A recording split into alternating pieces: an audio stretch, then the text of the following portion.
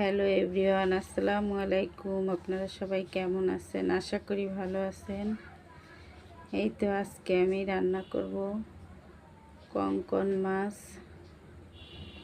বাজার থেকে কিনে এনেছে। এখন এটাকে আমি ভালোভাবে কেটে নেব। কেটে ধুয়ে পরিষ্কার করে নেব। দেখতে থাকুন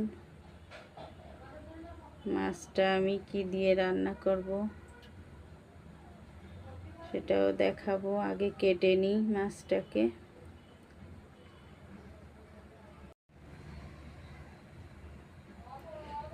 মাছটা অনেকটা বড় এবং টাটকা আছে। মাছটা খুব ভালো।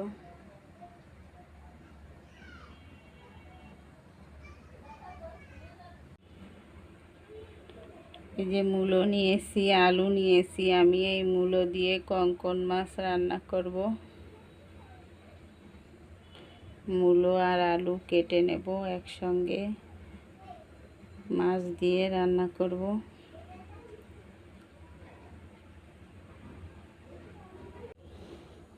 এই যে আলু আর মূলো কেটে নিয়েছি।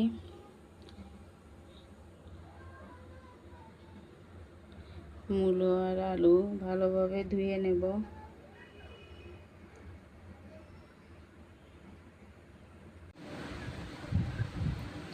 পেঁয়াজ রসুন কেটে নিয়েছি, এখন বেটে নেব। এই যে পাটার উপর পেঁয়াজ রসুন দিয়েছি, বাটবো।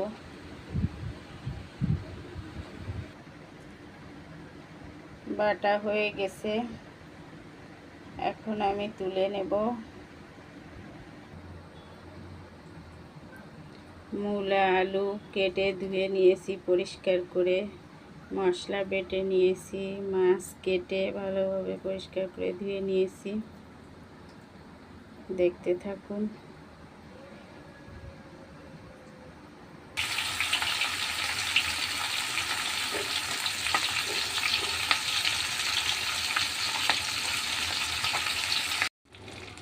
মাছ ভাজা হয়ে গেছে।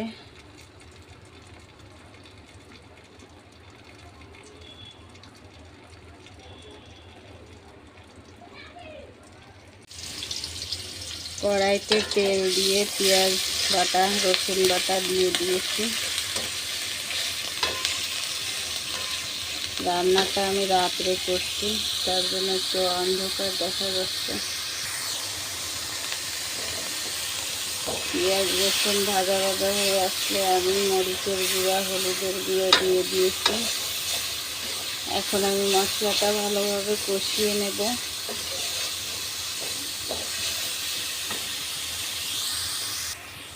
মশলাটা কষানো হয়ে গেছে, আমি একটু পানি দিয়েছি। এখন সবজিগুলো দিয়ে দেব।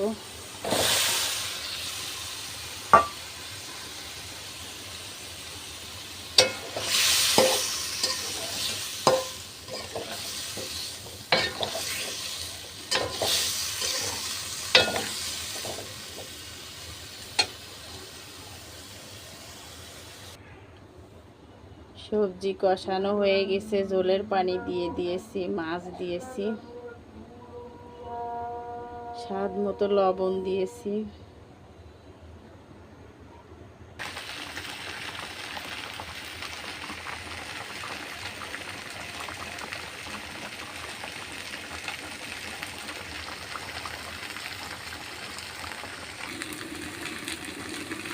এখানে আমি ঢেঁড়স ভাজি করছি।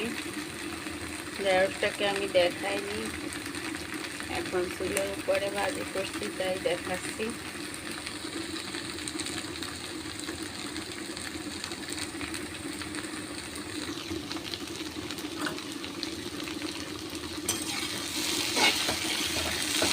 চিংড়ি মাছ দিয়ে ঢেঁড়স ভাজি।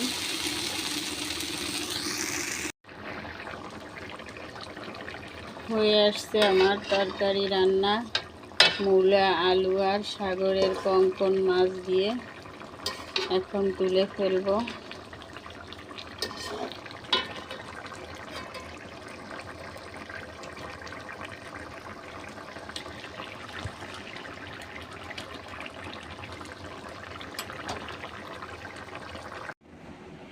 হয়ে গেছে আমার সাগরের মাছ দিয়ে, কঙ্কন মাছ দিয়ে মূলা আলু রান্না। এই যে তুলে এনেছি, খাইয়ে দেখেছি, তরকারি ভারী স্বাদ লাগিছে। আমার কথা শুনে বলবেন আমি কোন এলাকার। আপনাদের কাছে আমার প্রশ্ন থাকলো, একদিন আমি বলে দেব আমি কোন এলাকার। এখন আপনারা বলবেন কমেন্টে আমি কোন এলাকার, আমার বাড়ি কোথায়, এটা আপনাদের কাছে আমার প্রশ্ন থাকলো। যাই হোক, এখানে আমি আরেকটা রান্না করেছি, ঢেঁড়স ভাজি করেছি।